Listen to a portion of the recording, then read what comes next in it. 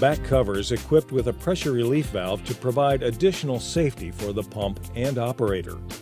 It is recommended that the pressure relief valve assembly be replaced at each overhaul or anytime the pump overheats and activates the valve. Never replace this valve with a substitute that has not been specified or provided by the Gorman-Rupp company. Periodically, the valve should be removed for inspection and cleaning. When reinstalling the relief valve, apply pipe sealant with Teflon number 592 or equivalent compound on the relief valve threads. Position the valve as shown with the discharge port pointing down.